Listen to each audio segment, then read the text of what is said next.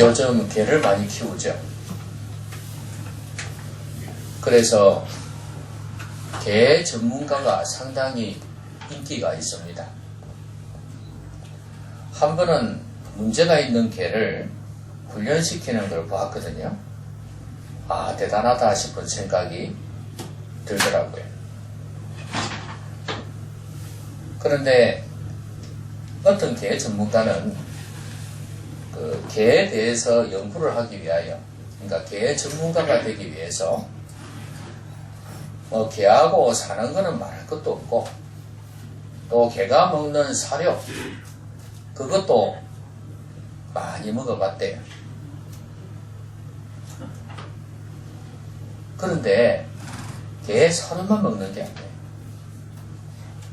제가 충격을 받은 것은 개 똥도 먹어봤다는 거예요. 왜냐하면 개를 알기 위해서 그랬다는 거예요. 아, 저 사람이 개 전문가가 되기까지 저렇게 많은 노력을 기울였구나. 그걸 깨닫고는 감동이 되었습니다. 어떤 분야에 전문가가 된다는 것은 쉬운 일이 아닙니다. 그럼 우리 성도들이 제일 바라는 게 뭘까요? 우리 성도들이 제일 되고 싶은 게 뭘까요? 어떤 사람이 되기를 원할까요? 여러분은 어떤 사람이 되기를 원합니까? 전문가.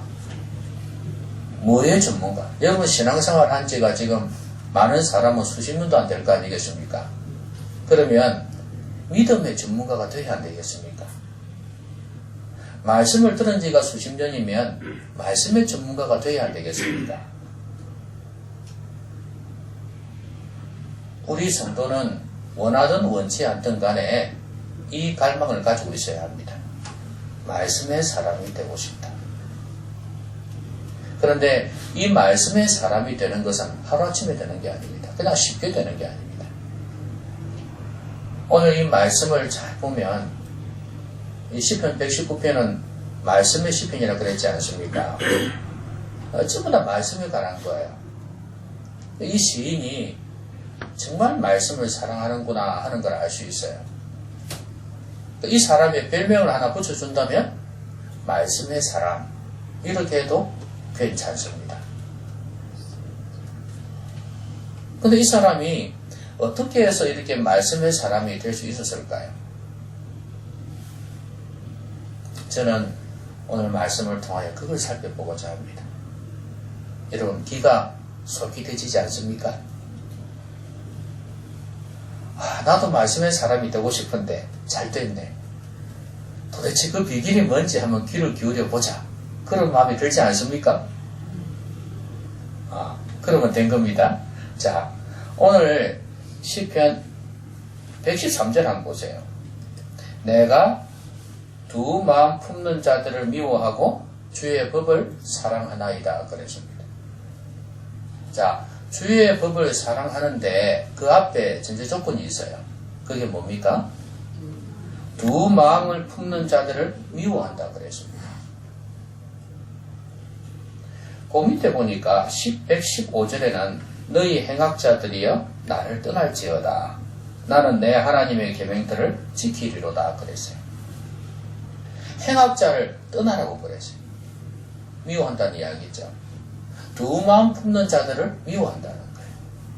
그러면 이 사람은 두 마음을 품는 것을 미워한 것입니다. 두 마음을 품지 않으려고 했다는 거 아니겠어요? 행악하는 자들을 싫어했다는 것은 악을 행하는 것을 싫어했다는 거예요. 여러분 말씀의 사람이 되려면 제일 먼저 뭘 해야 되냐면 두 마음을 품지 말아야 돼요. 왜 그럴까요? 왜 두 마음을 품지 말아야 말씀을 사랑할 수 있을까요? 두 마음 품는 게 뭡니까?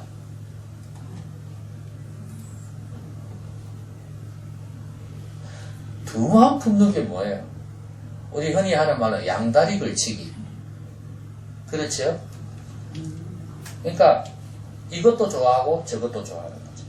아니, 이것도 좋아하고 저것도 좋아할 수 있어요. 그러나 하나만을 사랑해야 되는 경우가 있다는 말이에요.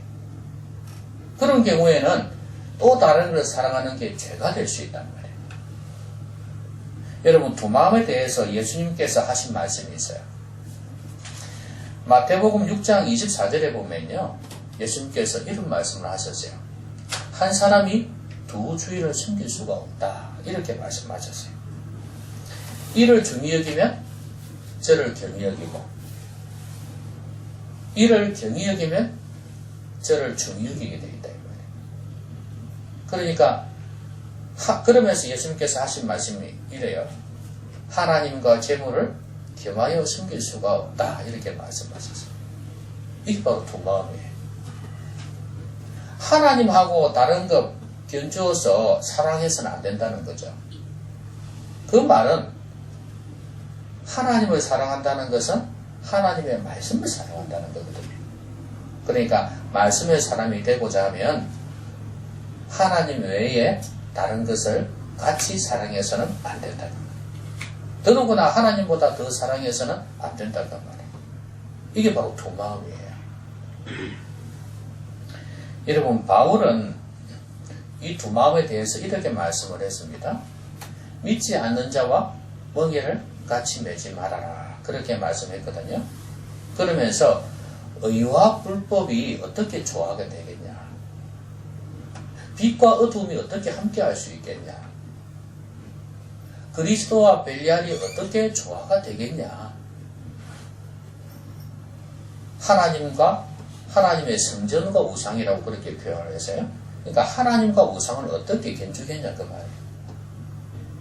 그러니까 너희들은 그 어두운 가운데서 나와라, 그래 하나님의 진정한 백성이 되어라, 이렇게 말씀을 했어요. 이게 바로 두 마음이에요. 하나님과 세상을 함께 사랑하는 것. 여러분, 빛과 어둠을 같이 소유할 수가 없습니다. 내가 어둠에 있으면 빛이 멀어지는 거고, 빛 가운데 있으면 어둠이 멀어지는 거예요. 두 마음을 품는 것은 하나님을 사랑하면서도 세상을 여전히 사랑하는 거예요. 그러니까 말씀이 들어오겠습니까?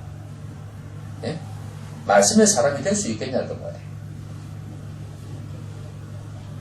내가 왜 말씀의 사람이 되지 못하는가?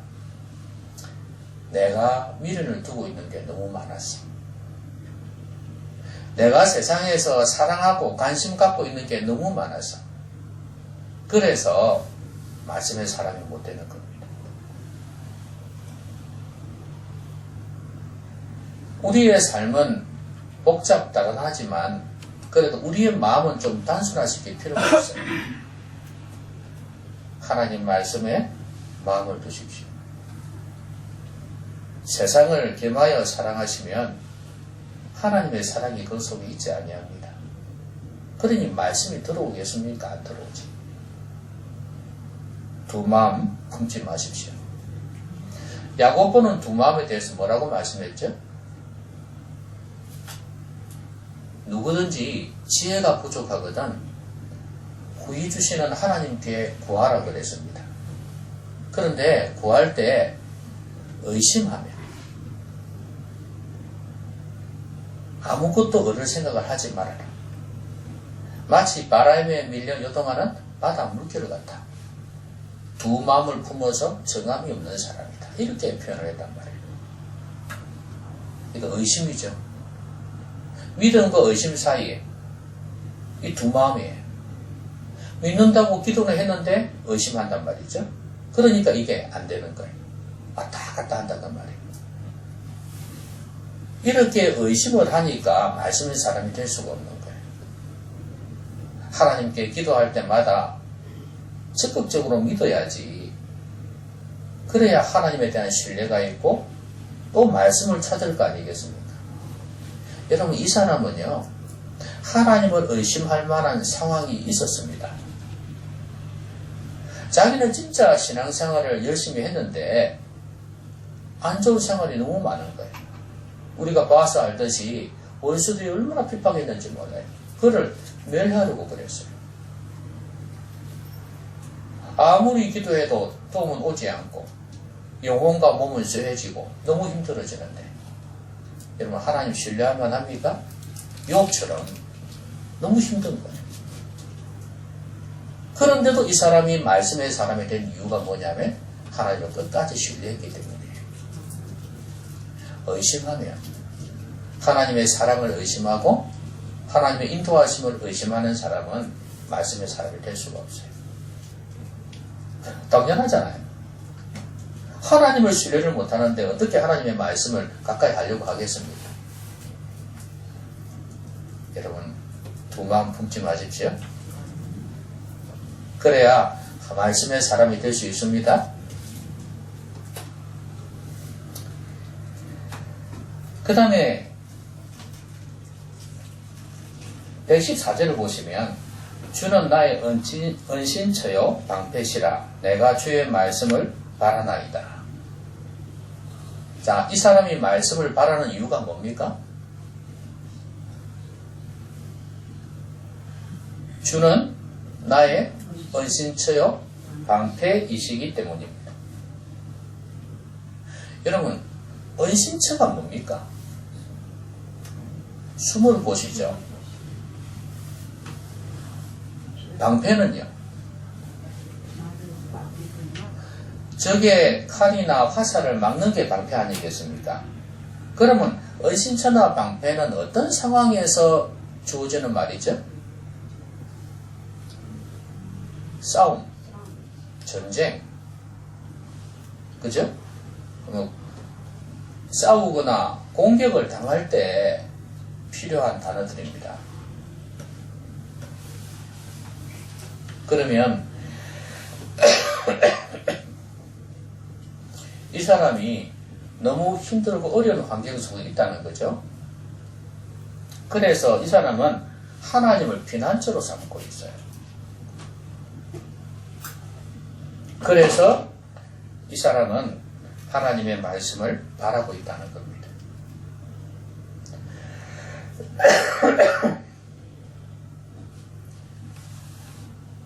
말씀의 사람이 되려면 하나님을 피난처로 삼아야 된다. 이걸 우리가 기억을 해야 되겠습니다. 이 사람이 원수들에게 쫓기는 상황, 힘든 상황입니다. 그런 가운데에서 하나님을 피난처로 삼고 있습니다. 은신처요 방패다. 그럼 뭘 보면 이렇게 은신처요 방패, 피난처로 삼고 있는가? 뭘 보면 알 수 있을까요? 116절에 보면 주의 말씀대로 나를 붙들어 살게 하시고 내 소망이 부끄럽지 않게 하소서. 지금 하나님 앞에 간절히 기도하고 있죠. 나를 살게 해달라는 거예요. 나를 붙잡아 달라는 거예요. 그리고 117절에도 뭐예요? 나를 붙드소서. 그리하시면 내가 구원을 얻고, 그러니까 구원을 얻는다. 어려운 지경에 빠져있기 때문에 이 기도를 하는 거 아니겠습니까? 자, 내 소망이 부끄럽지 않게 해달라. 지금 하나님을 바라고 있습니다. 지금 이 사람의 소망은 오로지 하나님이에요. 그렇기 때문에 어려운 가운데에서 하나님 나를 건져주십시오. 나를 붙들어 주십시오. 나를 살려주십시오. 이렇게 간청하고 있습니다. 그렇기 때문에 이 사람이 어떻게 한다고요? 말씀을 바란다는 거예요. 주의 율례들에 항상 주의하는 이유가 바로 그것 때문이에요. 여러분, 말씀의 사람이 되려면 하나님을 피난처로 삼아야 된다. 이 말은 다른 말로 이야기하면 하나님께서 내 모든 문제의 해결자가 되심을 믿어야 된다는 말이에요. 이것은 하나님의 능력을 믿지 못하면 하나님을 믿을 수가 없어요. 하나님은 전지하신 분이에요. 모든 거 하실 수 있는 분이에요. 모든 거 아시는 분이에요. 전지전능하신 분이에요.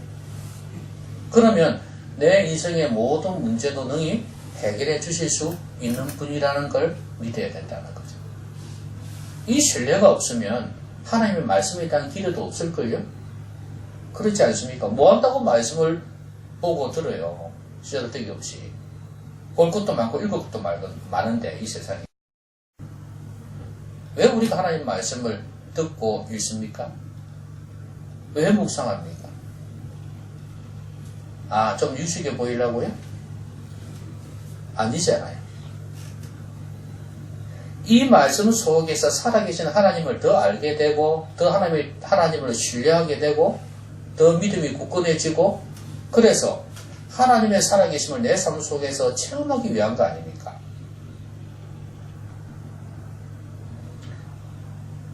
그런데도 하나님께서 나의 피난처가 되신다는 걸 못 믿는다? 그러면 하나님 말씀 가까이 할 수가 없습니다. 여러분, 하나님은 이 시인이 간청했던 것처럼, 소망을 두었던 것처럼 믿으신 분입니다. 믿을 만한 분이다 그 말이에요. 여러분이 믿고 계시는 하나님이 전능하신 하나님이라는, 여러분의 모든 형편을 다 알고 계시는 분이라는, 능히 구원해 주실 수 있는 분이라는 거예요. 여러분의 어떤 문제도 해결하실 수 있는 분이에요. 그런데 이거 하나는 잊지 마십시오. 하나님께서 내 문제를 해결해 주신다? 아, 기도해도 안 되는 것 같은데? 여러분, 강물이 흘러갈 때 앞에 큰 돌이 있지 않습니까? 부딪히잖아요. 그렇죠? 근데 그 돌을 갖다가 없애면은 더 빨리 흘러가겠죠. 그렇죠? 그렇지 않습니까? 그런데 그 돌이 그대로 있어도 물이 더 많아져서 그냥 그 위로 지나가게 하실 수도 있습니다. 여러분은 그게 없었으면 좋겠다 싶지만, 여러분 그 래프팅이라는 거 있지 않습니까? 그거 하는 거 보면은요, 더 신나는 거는 어떤 경우죠? 그냥 조용히 가는 게 아니고 돌이 있고 그 위로 배가 지나가면서 막 흔들거리는 거 있지 않습니까? 그게 더 스릴이 있다 그러잖아요. 여러분 삶에 어려움이 있다, 그걸 해결해 주지 않는다 해서 하나님께서 함께 하시지 않는 거 아닙니다. 얼마든지 그대로 두면서도 해결하실 수 있어요. 여러분 몸에 암세포가 있습니까? 없습니까? 아, 암에 안 걸려서 없다고요? 근데 의사들 말은 그렇지요? 누구에게는 암세포가 있다 그러잖아요. 근데 몸이 면역이 떨어지고 그 암세포를 저항할 힘이 없어지면 그 암세포가 살아서 역사하기 시작하고 그래가지고 우리를 암에 걸리게 만드는 거죠. 정상세포를 잡아먹기 시작하는 거죠. 여러분, 우리가 이렇게 건강한 거는요, 암에 안 걸린 거는 하나님께서 막아주셨기 때문에 그래요. 여러분은 암세포를 없애달라고 기도할지 모르겠지만, 암세포 두고도, 그 암세포를 가지고 있으면서도 잘 살지 않습니까? 맛있는 것도 먹고, 아름다운 경치도 보고 그러잖아요. 아름다운 음악도 듣고, 재미있는 드라마도 보고 그러잖아요. 그러니까, 우리에게 없애야 될 것이 있다고 해서 너무 하나님을 원망하거나 의심하지 마십시오. 하나님께서 그걸 그대로 두시면서도 그 위에 풍성한 은혜를 더해 주실 수 있다는 걸 믿으셔야 됩니다. 그래야 하나님의 말씀을 가까이 할 수가 있어요.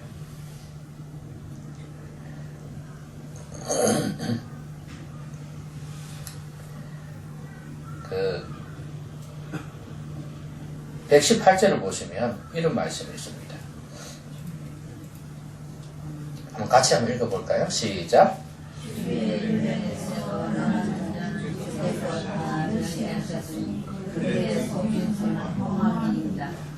자, 여러분, 주의 율례에서 떠나는 자들이 누굴까요?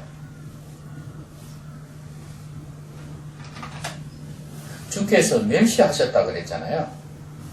그럼 앞에서 말씀한 뭐 두만 품는 자, 행악자, 뭐 이런 사람들이겠죠? 주의 율례에서 떠나는 자들을 주님이 멸시하십니까? 그렇다 하지 않습니까? 여러분들은 그렇게 생각 안 하셔도 하나님은 그렇다고 말씀하십니다. 주의 율례에서 떠나는 자는 주께서 다 멸시하셨다 그랬어요. 아, 그럼 나도 그렇겠구나. 이 생각을 하셔야 됩니다. 여러분은 주의 율례, 주의 말씀에서 떠나지 않습니까?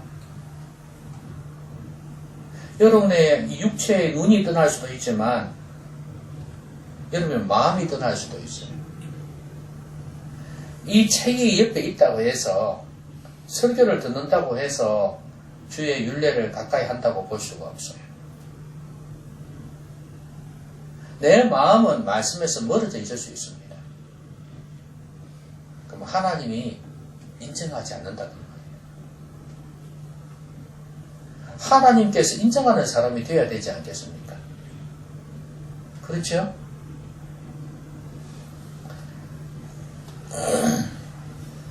이 주의 율례에서 떠나는 자를 주께서 멸하셨다. 이 다른 표현이 119절에 나와 있습니다. 주께서 세상의 모든 악인들을 찌꺼기같이 버리셨다 그랬어요.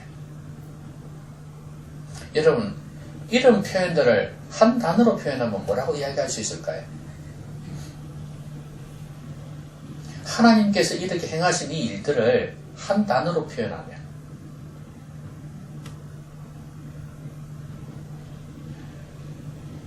주의 율례에서 떠나는 자를 멸하시고 세상의 모든 악인들을 찌꺼기같이 버리셨다. 심판이죠.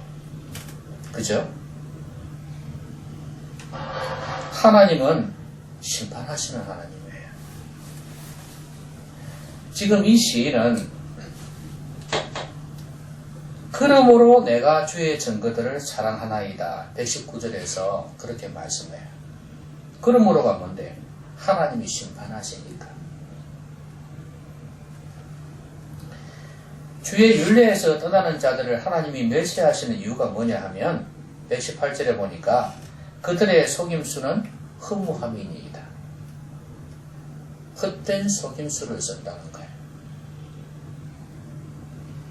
하나님을 속일 수도 있고 사람을 속일 수도 있어요. 하나님 앞에서는 안 그런 척 하면서도 속으로는 호박씨를 까고 있다 그 말이에요. 그러니까 하나님이 좋아하실 리가 없죠.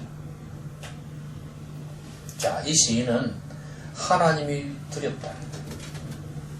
말씀에서 떠나는 자를 멸시하시니까, 그리고 모든 악인들을 찌꺼기같이 버리시니까 내가 하나님의 말씀을 사랑한다 이렇게 표현하고 있어요. 그러면 말씀의 사람이 되려면 어떻게 해야 되겠습니까? 하나님을 두려워할 줄 알아야 돼요. 그 마지막 절 보세요. 같이요. 시작.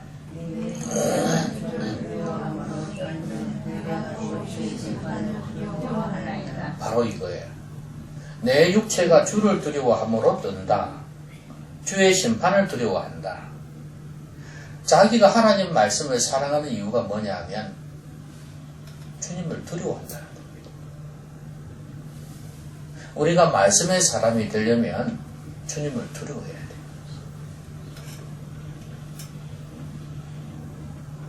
여러분, 심판이라는 단어를 우리 기독교인들은 나하고는 아무 상관이 없는 것처럼 말씀을 해요.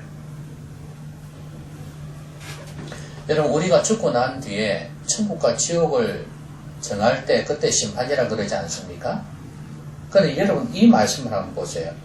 이 말씀은 그때 하는 심판이 아니에요. 그렇죠? 이 심판은 이 땅에서 이루어지는 심판입니다. 그러면 하나님께서 이 땅에서 심판을 안 하시냐?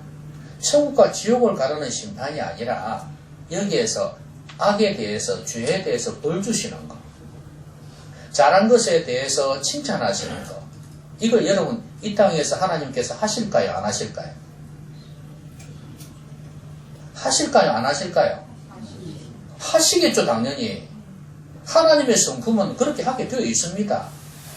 근데 자꾸 사람들은 심판하면은 죽고 난 뒤에 천국 지옥 그때 생각하고 있어요. 그래서 성도들은 나는 지옥 안 가고 천국 갈 거니까 나에게는 심판이 없어. 이렇게만 생각합니다. 그러니까 하나님을 마냥 좋은 할아버지처럼 생각해요. 심판의 대상으로 생각하지 않는단 말이에요. 하나님을 두려워할 대상으로 생각하지 않아요. 그러니까 말씀을 사랑하지를 않죠. 여러분, 왜 우리가 말씀을 보는데요? 왜 말씀을 듣고 읽고 묵상하는데요? 죄 안 짓기 위해서. 뭐 다른 이유도 있겠지만 하나님을 노엽게 하지 않기 위해서. 반대로 이야기하면 하나님의 칭찬받기 위해서. 우리가 말씀을 가까이 하는 거 아니겠습니까? 그러니까 보세요. 하나님 앞에서 하나님 노엽게 하지 않기 위해서 하는 건데, 죄 안 짓기 위해서 하는 건데, 하나님을 두려워하지 않는다? 그러면 말씀을 가까이 할 이유가 없죠. 그렇잖아요. 여러분, 말씀의 사람이 되려면 하나님을 두려워할 줄 알아야 돼요.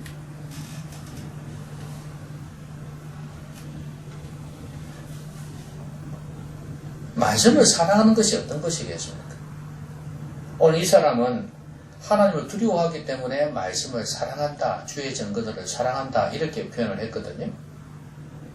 그러면 어떻게 하는 것이 주의 증거들을 사랑하는 것입니까?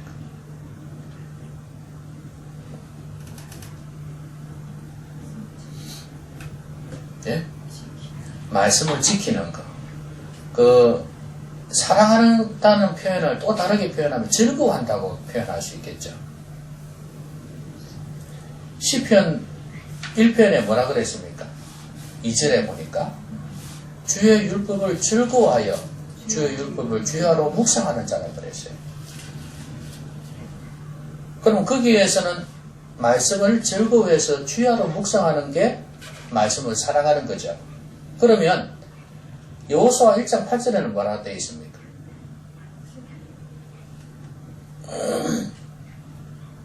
하나님의 율법을 내 입에서 떠나지 말게 하여 주야로 그것을 묵상하여 그 가운데 기록한 대로 다 지켜 행하라 그랬지 않습니까? 결국엔 하나님의 말씀을 묵상하고 순종하는 것입니다. 이게 말씀을 사랑하는 것입니다. 한마디로 이야기하면 주의 뜻을 받드는 거예요. 내 삶 속에서. 말씀을 사랑한다는 것은 주님을 사랑한다는 거예요. 내 말 무시하는 사람, 나를 사랑할 리가 없죠. 그런 것처럼 하나님의 말씀을 무시하는데 하나님을 사랑할 리가 없는 거예요. 그러니까 하나님의 말씀을 사랑하는 것이 바로 주님을 사랑하는 것입니다. 그래 놓고도 하나님 앞에서 하나님이 이것도 해주시고 저것도 해주시고 이러고 있습니다. 원리가 안 맞잖아요. 하나님 마음에 들게끔 주의 증거들을, 말씀을 사랑하시기를 바랍니다.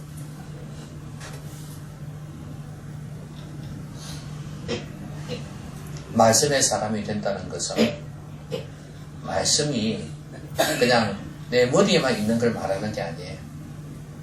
말씀의 사람이 된다는 것은 말씀이 머리, 내 마음에도 있을 뿐만 아니라 이게 체화가 되어져야 돼. 자연스럽게 내 안에 녹아들어야 된다 이 말이에요. 그리고 하나님 말씀대로 순종하는 삶이에요. 이게 말씀의 사람이 되는 비결입니다.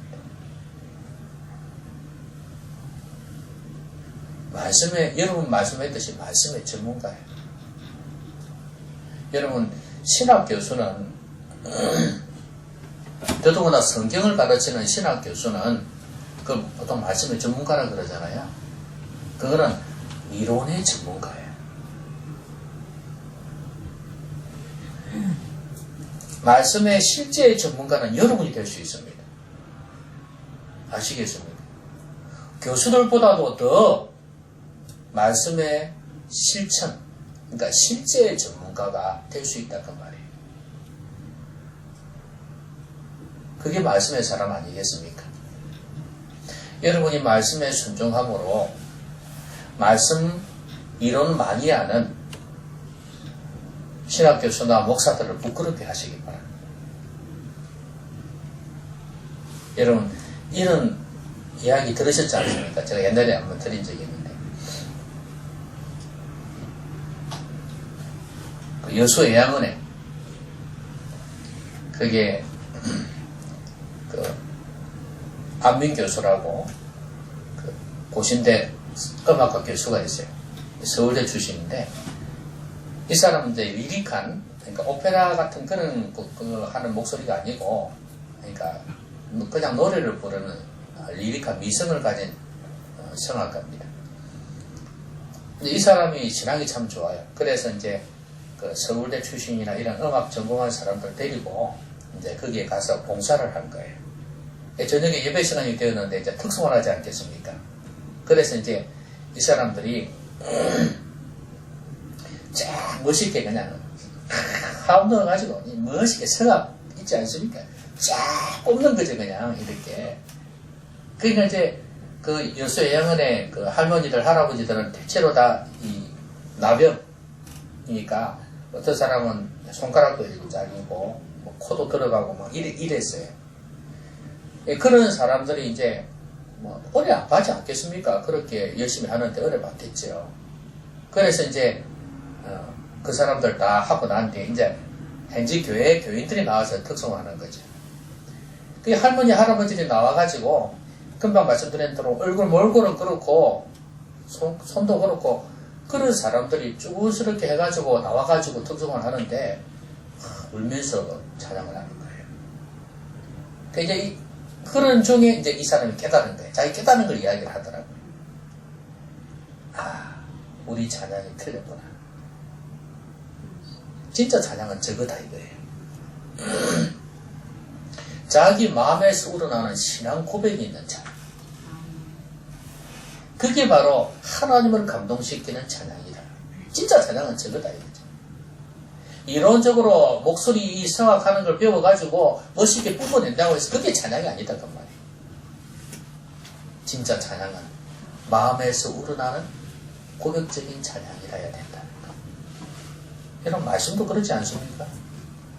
말씀에 대한 이론 아무리 많이 한다고 해서 그게 뭐가 중요합니까? 하나님의 말씀을 순종하는 게 생명입니다.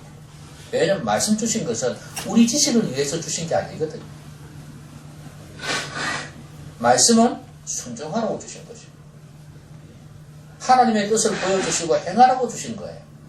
그런데 행하지 않으면 무슨 의미가 있냐고 말이죠. 여러분 이게 바로 말씀의 사랑. 여러분은 말씀의 전문가가 되십시오. 말씀의 사람이 되십시오. 그럼 어떻게 해야 되겠습니까? 두 마음을 품어서는 안 됩니다. 하나님을 전심으로 하나님만을 사랑하셔야 됩니다. 여러분 인생의 목적이 하나님이 되셔야 됩니다. 다른 것을 사랑해서는 절대 말씀의 사람이 될 수가 없어요. 안 들어옵니다. 그리고 하나님 의심해서도 안 돼요. 하나님을 절대 신뢰하셔야 됩니다. 그래야 두 마음 안 품습니다. 그 다음에 하나님을 비난처로 삼아야 돼요. 하나님은 내 모든 문제를 해결할 수 있는 분이다. 그쵸? 하나님은 전능하신 분이에요. 네. 그걸 믿으셔야 되는 거예요. 내 문제가 해결되지 않는다고 해서 하나님 해결해 주지 않는 게 아니에요. 그대로 두면서 해결해 주는 방법도 있어요. 그걸 꼭 기억하시고 하나님을 신뢰하셔야 하나님을 기대하면서 소망을 가지면서 말씀을 가까이 할 수 있지 않겠습니까? 하나님을 두려워하셔야 돼요. 하나님을 두려워하지 않는데 어떻게 죄 짓는 걸 두려워하겠어요? 그러니까 말씀을 가까이 할 수가 없죠. 말씀을 가까이 하는 이유는 죄 짓지 않기 위해서. 그리고 하나님을 기쁘시게 하기 위해서. 여러분, 하나님은 악에 대해서는 징벌하시는 분이고 선에 대해서는 칭찬하시고 상 주시는 분이에요. 하나님 성품이에요. 그렇기 때문에 하나님을 두려워하십시오. 어쩌면 우리의 삶 속에서 안 좋은 일들 중에 다 그런 건 아닌데 어떤 경우에는 하나님이 책망하셔서 벌 주셔서 그런 거 있을 수도 있어요. 그러면서 우리는 그걸 통해서 뭘 깨닫습니까? 아, 내가 지금 빗나갔구나. 네? 하나님 말씀에서 빗나갔구나. 돌아와야 되는 거예요. 그래서 교훈과 책망과 바르게 함과 의로 교육하기 유익하다 그랬어요. 다시 돌아와서 의로운 길을 걸어갈 수 있다는 말이에요. 여러분, 말씀의 사람이 된다는 것은 큰 복입니다. 네. 그 어떤 사람보다도 복된 사람이에요. 여러분, 이 생에 이 별명을 얻으셨으면 좋겠습니다. 이 시인처럼 저 사람은 말씀의 사람이었다. 이 별명을 얻으시는 여러분 되시기를 바랍니다. 기도하십시오. 하나님 말씀 생각하면서 하나님 말씀의 사람이 되게 해달라고 우리 같이 한번 기도하겠습니다.